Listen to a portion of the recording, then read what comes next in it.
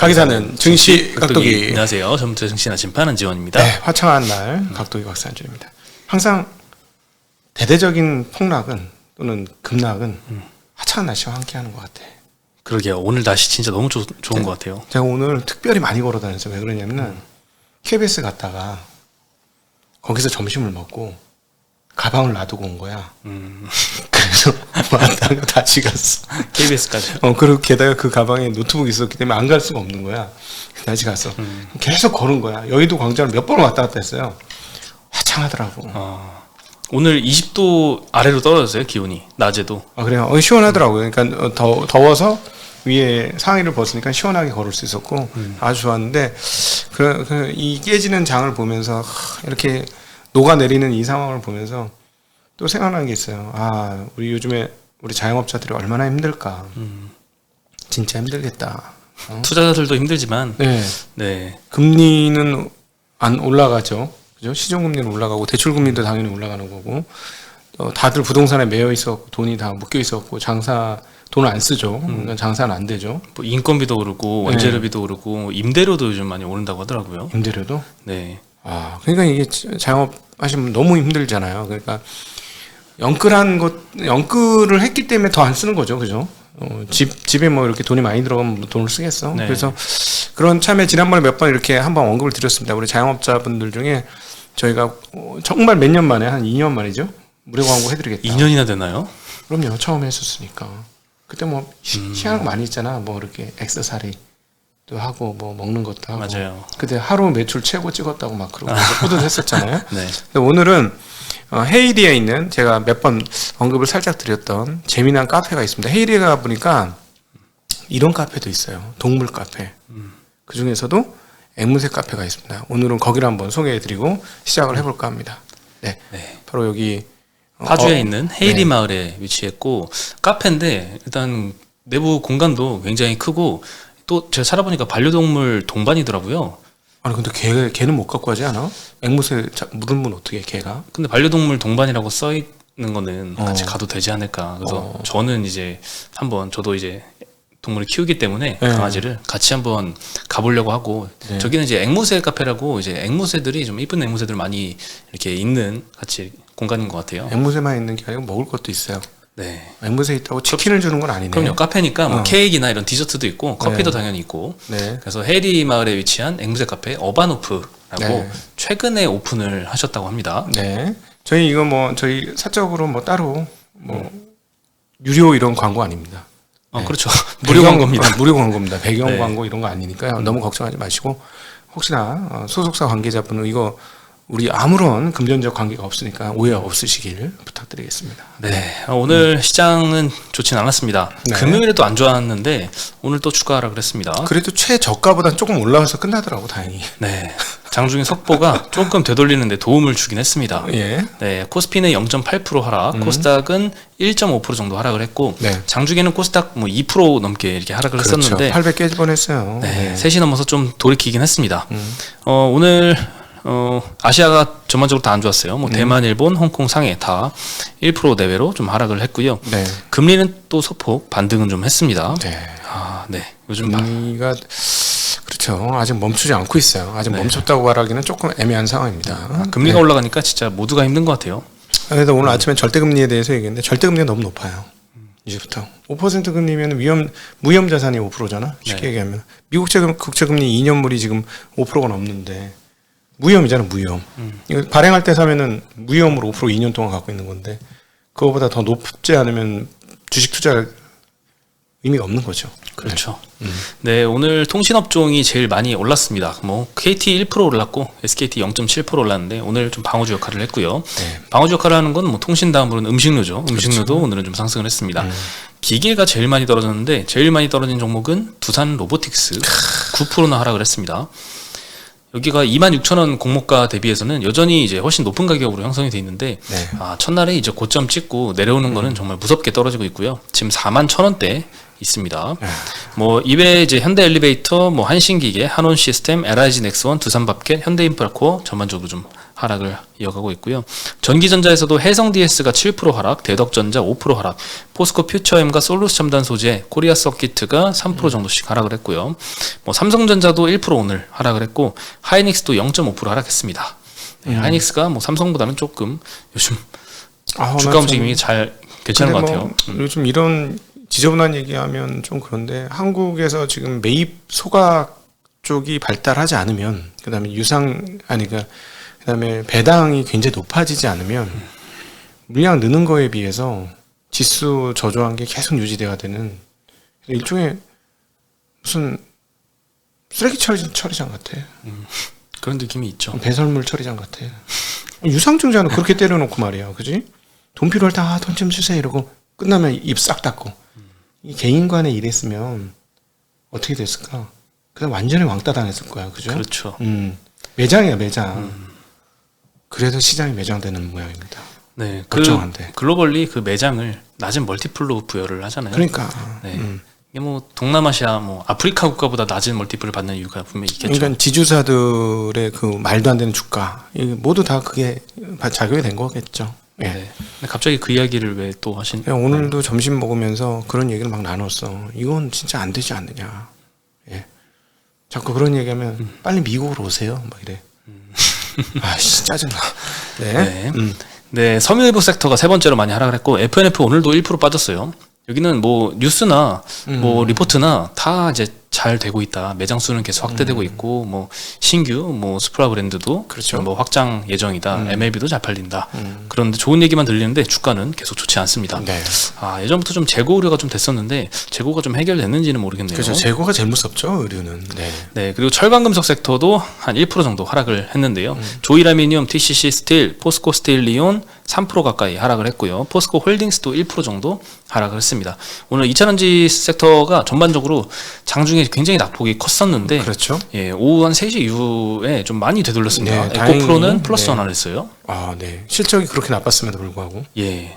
뭐 예견된 뭐 쇼크긴 했지만 네. 예상보다 조금 더 안 좋아서 이제 시장 하락이 좀 컸었는데 그래도 근데 에코프로 빔이 실적이 안 좋아서 다른 애들 다 같이 끌어내렸는데 얘네만 반등했어요. 그렇지. 근데 실적이 만약에 한 분기 더 저렇게 나오면 조금 심각하긴 합니다. 네. 그리고 화학 섹터 뭐 다 2차전지 관련주들 뭐 코스모화학, SKC 4%씩 하락했고요. 이수화학, LG화학도 2%대씩 하락을 했습니다. 그리고 화장품주 토니모리, 리치암불, 아모레퍼시픽, 애경케미칼도 3, 4%씩 하락세를 이어갔습니다. 오늘 뭐 대부분 업종들이 좀 많이 안 좋았고요. 뭐 이스라엘 하마스 확전 우려가 계속 시장에 우려를 자아내고 있는 것 같습니다. 네. 뭐 15일 날 바이든 대통령이 이스라엘의 가자지구 점령에 부정적인 입장을 좀 표력을 했는데요. 이스라엘이 이제 지상군을 투입해서 가자지구를 만약에 다시 점령을 하게 된다면 여기서 끝이 아니라 주변국으로 좀 확전이 될 우려를 고려를 한 결정으로 봐야겠죠.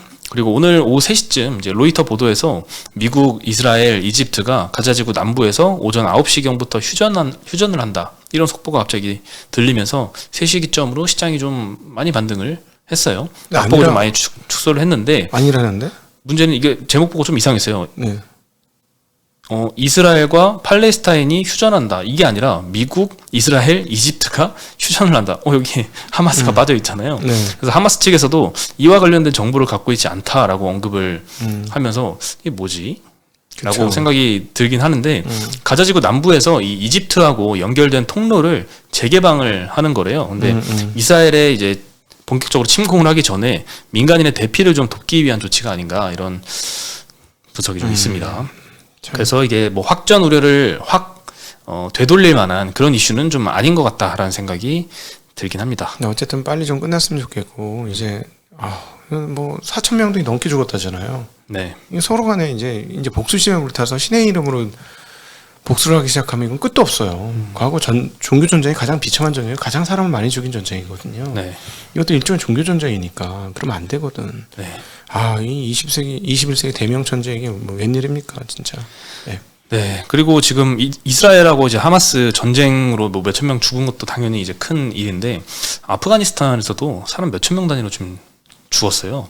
거기 지진이 발생해가지고 6점 몇 규모의 지진이 발생했는데 옛날 같으면은 막 전 세계에서 구호품 도착하고 막 파견하고 이렇게 했을 텐데 거기 지금 탈레반이 점령을 해가지고 이런 소식들이 글로벌리 다 알려지지도 않고 이스라엘 전쟁으로 또 묻히기도 하고 구호품도 제대로 전달이 안 되고 좀 굉장히 힘든 상황이 계속되고 있습니다. 네, 아프가니스탄 국민들도 굉장히 좀 힘들 것 같아요. 네, 그리고 오늘 좀 이스라엘 전쟁 관련해서 또 테마주들이 기성을 좀 부리고 있습니다. 한국무역협회에서 무역협회는 당연히 이제 좋은 취지에서 리포트를 냈는데요. 이스라엘에서 수입하는 물품이 있습니다. 한국이. 이 이스라엘 의존도가 굉장히 높아서 막 100%에 가까운 정도 그 품목들도 있거든요. 이런 것들은 좀 이스라엘 전쟁이 좀 확전되면 공급망이 좀 무너질 위기가 있겠죠. 그래서 이런 것들은 대비해야 된다라는 취지로 품목들을 공개를 했는데요. 수입 의존도가 100% 또는 100% 거의 99.6%인 품목들이 한 6개 있습니다. 뭐 식용 파레, 흑단, 단판, 목재, 주석, 웨이스트, 스크랩, 에틸렌, 디브로마이드, 완전 자동 라이플, 브롬 이런 것들 좀 어려운 품목들이 있는데 뭐 아는 게 이 중에서 내가 파레밖에 모르겠네. 네, 6개 중에 5개 품목은 다른 나라로 이렇게 대체가 가능한데 이 브롬이라는 비금속 원소 요거는 타물질로 대체가 어렵다고 합니다. 그래서 요 브롬이라는 관련 테마주로 해가지고 뭐 한창산업, JI테크 뭐 상한가를 기록을 하기도 했고요. 뭐 코오롱 플라스틱도 뭐 브롬 대체제를 생산을 한다네요. 오늘 13% 상승하고 관련된 테마주도 항상 약세장에 좀 기승을 부리는 것 같습니다. 네, 너무 근거 없다. 뜬금없고, 그렇죠? 근데 뭐 언뜻 일리는 있어요. 이스라엘이 22년도에 브롬 생산 글로벌리 46%를 차지하는 1위 생산국인데 우리나라는 뭐 거의 100%를 이스라엘한테만 의존을 하고 있기 때문에 뭐 확전되면 브롬 조달이 좀 어렵겠죠. 그럼 이 회사도 더 브롬을 유통하는 회사는 더 어려워지는 거 아닐까요? 그 유통은 아니고 대체제인가요, 전부? 네. 뭐 전부는 모르겠어요. 오늘 상한가 간 기업들은 정확히 뭐 하는지 모르겠는데 뭐 코오롱 플라스틱 같은 경우에는 뭐 대체제 생산을 한다고 하네요. 하여튼 뭐 테마주는 항상 뭐 조심하시고요. 테마주 들어갔다 밸류에이션 찾지 마시기 바랍니다. 네, 그럼요. 거기서 밸류에이션 운운하면 웃기는 얘기예요. 네. 네, 그리고 오늘 에코프로와 에코프로비엠 이제 3분기 실적이 어제 금요일 날, 지난주 금요일 날 이제 장 끝나고 나왔는데요. 에코프로는 매출이 컨센이 2.1조인데 1.9조 소폭 하회했고 영업이익은 1,400억 컨센인데 650억 한 절반 정도 나왔습니다. 예상 대비 좀 많이 저조했죠. 매출이 전년 대비해서는 17% 늘어난 수치인데 영업이익은 69%가 감소한 수치입니다. 에코프로 BM도 뭐 실적 비슷합니다. 매출은 15% 늘었는데 영업이익은 68% 하락하면서 둘 다 뭐 비슷한 등락률을 기록을 했습니다. 일단 이 판매 단가가 좀 하락을 했는데 Q가 예전에 훨씬 더 늘어서 커버를 했었는데 이제는 그 정도로 커버를 하지 못해서 이렇게 쇼크가 많이 났습니다. 국내 업체의 NCM 그리고 NCA 요 양극재 수출 단가는 톤당 44,200톤으로 전년 대비 11% 정도 하락을 했는데 4분기에도 이게 좀 하락을 지속하고 있어서 4분기 실적도 좀 보장할 수 없을 것 같습니다. 네, 그리고 에코프로비엠의 양극재 출하량에 대해서 하이투자증권은 20에서 25% 정도는 Q가 그래도 늘어날 것이다 라고 전망을 했었는데 10% 수준밖에 안 늘었을 것으로 추정을 하고 있거든요. 그러니까 Q 증가가 충분하지 못해서 이제 쇼크를 기록을 한 것 같습니다.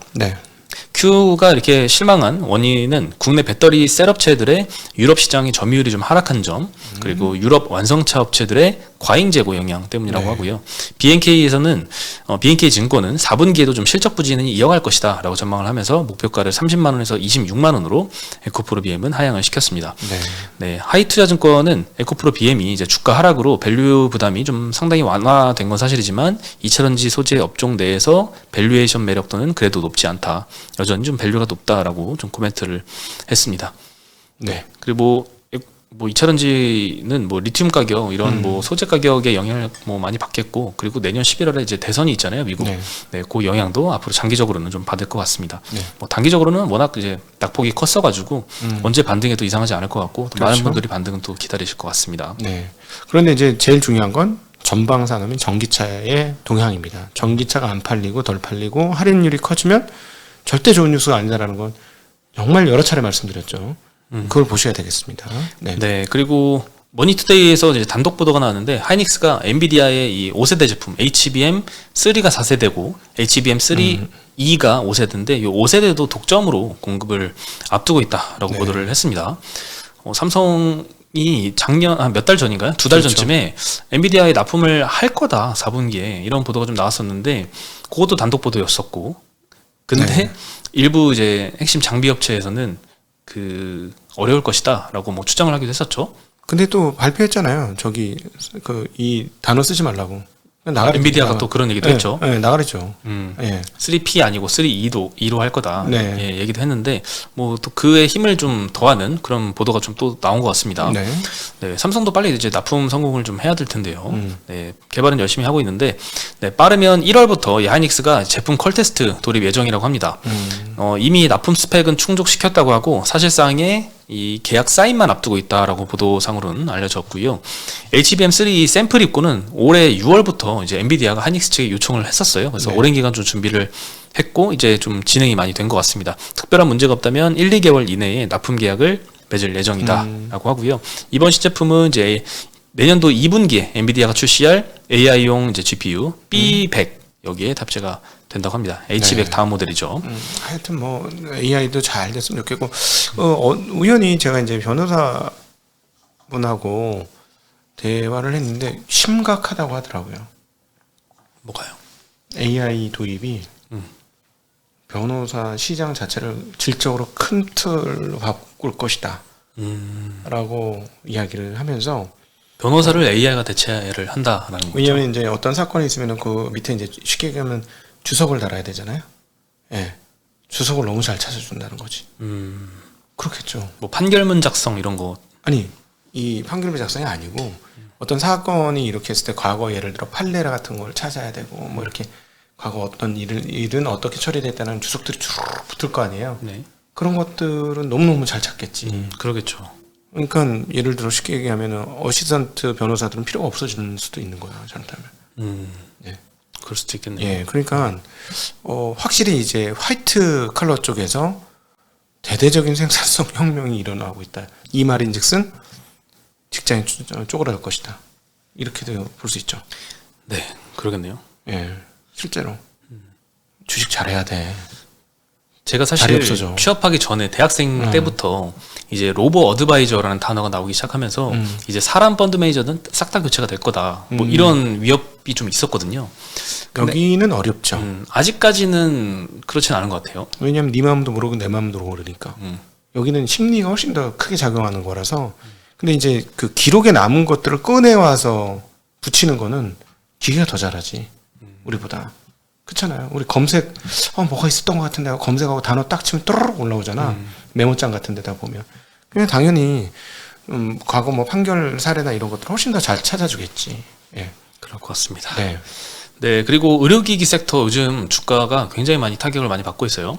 인모드라는 이제 미국 글로벌 1위 업체 의료기기 업체가 수요 부진을 좀 우려하는 코멘트를 한 이후부터 국내 의료기기 섹터도 전부 다 막 폭락세를 기록을 해서 오늘도 조금 하락을 좀 이어가는 업체들도 좀 있었는데요. 인모드 같은 경우에는 좀 소모품 비중이 낮고 장비가 굉장히 고가이기 때문에 고금리 상황에서는 이제 병원들이 장비 도입에 좀 소극적일 수 있어서 실적 타격이 좀 있을 수도 있다고 합니다. 그 실제 우리 그 미용 의료기기 업체들도 네. 그 밸류에이션이 어떤 거는 10배 주고 어떤 거는 20배 주고 이랬었는데 그 기준을 소모품 비중이 매출 비중이 30%냐 아니면 네. 5%냐 거의 안 되냐 요거 가지고 좀 밸류를 차등을 줬거든요. 네네. 소모품 비중이 많으면 그래도 좀 마진이 많이 남고 앞으로 좀 매출 연속성이 좀 있기 때문에 고밸류를 주고 이렇게 했었는데 뭐 그런 측면에서 이해를 하시면 될 것 같습니다. 인모드 같은 경우에는 좀 소모품 비중이 낮기 때문이고 또 다올투자증권 의견은 국내 종목들은 그래도 좀 소모품 비중이 높기 때문에 그렇게 꼭 연결지어서 생각할 건 아니다 이런 의견을 좀 낸 것 같은데요. 오히려 고금리에 다 같이 침체되는 게 아니라 미국 의료기기 장비 대비해서 국내 장비가 가격이 훨씬 더 싸거든요. 예. 그래서 저렴한 가격 때문에 오히려 반사수혜를 기대할 수 있다는 의견도 좀 있습니다.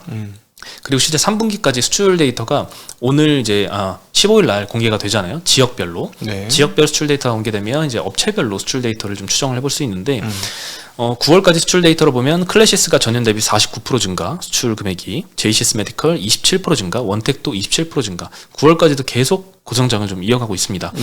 다울투자증권 코멘트는요, 이제 국내 메디컬 에스테틱 업체들은 소모품 비중이 30%를 넘는다고 해요. 그리고 지역별 다변화가 되어 있기 때문에 높은 금리에 따른 장비 매출 우려, 요거는 좀 적다라고 언급을 하고 있고요. 네. 인모드의 가이던스 하향에 따른 국내 업체들의 주가 하락은 과도하다라고 코멘트를 했습니다. 네. 그리고 특히 이제 비올이라는 이제 업체 수출 데이터만 보면 9월 달에 좀 남다르게 좀 급증을 했어요. 예. 올해 월 평균으로 1월부터 8월까지 150만 달러씩 월 평균으로 수출을 했었거든요. 갑자기 9월 달에 280만 달러로 2배로 뛰었습니다. 네. 네, 물론 북미 점유율이 많이 늘어나서 이게 9월에 확 점프했으면 이제 인모드 같은 비싼 업체들은 안 팔리고 국내에 조금 저렴한 의료기기들이 수혜를 보겠다라고 생각할 수도 있지만 뭐 북미인지 아닌지는 뭐 알 수는 없죠. 이거 수출 데이터만 보고선. 네, 뭐 다른 데 지역일 수도 있는데 어쨌든 우려 대비 좀 펀더멘털은 좀 견고한 상황으로 보이고 네. 10월 달에도 계속 잠정치 수출 데이터를 발표를 하니까 의료기기 투자자분들은 10월 잠정치는 그래도 꾸준하게 좀 확인을 할 필요가 있어 보입니다. 네. 네, 실제 인모드가 코멘트를 한 것처럼 이 의료기기 그동안은 굉장히 이제 사람들이 돈 많이 쓰고 미용에 대한 관심이 많고 하기 때문에 수요가 계속 급증할 거라고 생각을 했는데 이렇게 고금리가 오래되니까 요 미용 의료기기에 대한 관심도 좀 줄어드는 게 아닌가, 수요가 좀 떨어지는 게 아닌가, 피크아웃 우려가 좀 있었는데 과연 그렇게 될지, 아니면 미국의 비싼 장비들은 그렇게 돼도 국내 업체들은 수혜를 받을지 지금으로서는 좀 판단이 어려운 것 같아요. 이렇게도 될 수 있고 저렇게 될 수 있을 것 같아요. 성형 중에 비싼 거는 조금 덜 될 것 같긴 해. 네. 미국 병원 입장에서는 장비 하나에 막 1억짜리 장비가 있고 더 비싼 것도 있고 조금 더 저렴한 것도 있으면 너무 비싼 거는 조금 부담이 될 것 같기도 해요. 아니 그러니까 우리 결국은 소비자가 뭘 소비하느냐잖아요. 주근깨 빼는 거는 할 것 같아. 우선순위로 그거는 계속 유지를 어떠세요? 빼본 사람 입장으로서. 점 빼봤는데 네.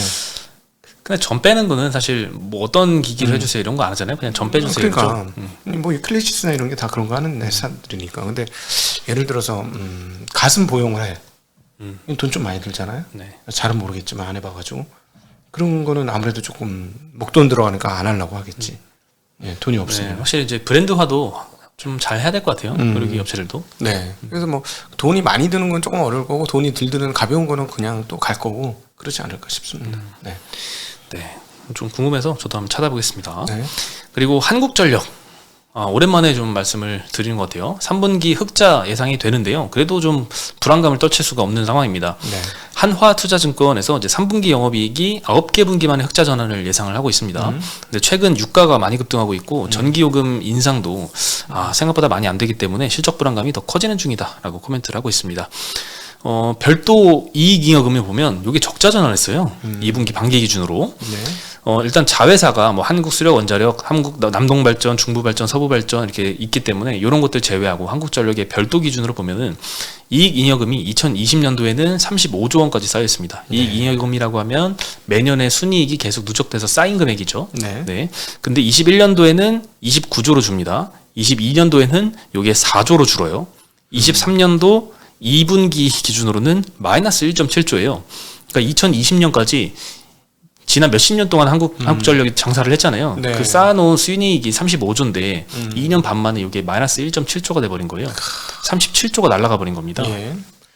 요거는 연결 기준으로 봐도 뭐 마찬가지입니다. 2020년도에 연결 기준 이익잉여금이 51조인데 올해 반기 기준으로 14조니까 비슷하게 37조 원이 날아갔어요. 네. 네, 그래서 굉장히 많은 이익잉여금이 좀 이렇게 많이 좀 날아갔다. 이 네. 원인은 당연히 비용은 많이 오르는데 전력비 많이 오르는데 요금 인상을 충분하게 하지 못했기 때문이고 뭐 정치권에 뭐 의도가 있었겠죠. 네, 충분히 뭐 국민들의 이제 물가 부담을 조금 경감시켜주기 위해서 이렇게 했던 것 같은데 그게 이제 결국엔 누군가는 책임을 져야 되잖아요. 그 결과 한국전력이 주주들이 좀 많이 책임을 지고 있는 것 같습니다. 네.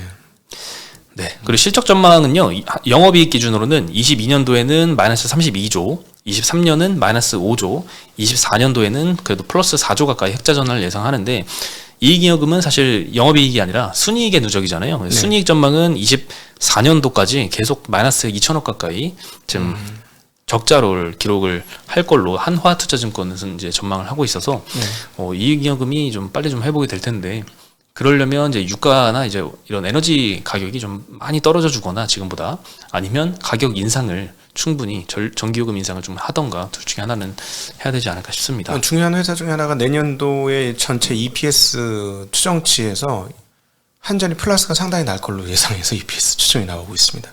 얘네가 흑자를 못 내면 전체 EPS가 확 줄는다는 거. 조 단위로 줄어요. 그러면은 현재 24년도에 대한 예상 밸류에이션 너무 높을 수도 있다라는 점도 감안해야 될 것 같습니다. 네, 오늘 소식은 여기까지고요. 이때까지 좀 힘든 구간 많이 겪어왔는데 한 일주일만 참으면 되지 않을까? 뭐 이스라엘은 어떻게 될지 모르지만 그렇죠. 그리고 이제 신용 잔고가요 18조예요 지금 18조까지 떨어졌는데 18조까지 떨어졌죠. 그 올해 1월달하고 작년 10월달 최저일 때가 16조대였습니다. 그리고 지난 1년 반 2년 해보면 그 16조가 제일 적점인 것 같아요. 그래서 16조 근처를 향하게 되면 근데 지금 작년 10월달하고 1월달 비교를 할 때인가 싶어. 그건 아니. 물론 금리는 높지만 그때는 진짜 패닉이 빠졌을 때인데 그렇게 비교를 해야 되는지 모르겠는데 어쨌든 공간이 조금 남아 있긴 합니다. 신용 잔고가. 그래서 그럼에도 불구하고 이제 뭐 17자 써지고 17자 깨지는 상황이면은 신용 잔고로는 거의 바닥이다라고 보시면 될 것 같아요. 네. 네, 마지막으로 이제 가족분들하고 나들이 가실 분은 네. 어바노프라고 해리말 한번 찾아주시면 좋을 것 같습니다. 네, 그리고 앞으로 저희가 계속해서 이메일을 통해서 우리 자영업자분들 무료 광고 받을 테니까요. 연락 주시면 저희가 얘기해보고 네, 뭐 적절하면 소개해드리도록 하겠습니다. 그래서 서로 간에 이렇게 서로 간에 서로 도우면서 살았으면 좋겠습니다. 그렇죠. 뭐 서로 돕는 게 참 좋은 것 같아요. 저희도 막 네. 부담스럽지도 않고 네, 이 그렇습니다. 정도는 충분히 해드릴 수 있습니다. 예. 네, 많은 분들에게 좀 도움이 네. 조금이라도 됐으면 좋겠습니다. 혹시 어바노프 사장님은 증시각도 이름 되면은 뭐 한 10%씩 할인 좀 해주시든가. 네. 네, 그것 좀 해주세요. 그정 아니면 뭐 먹을 거 하나 더 주시든가. 뭐 그런 거 괜찮을 것 같습니다. 좋을 네. 것 같습니다. 네, 감사합니다. 여기서 인사드리겠습니다. 네, 안녕.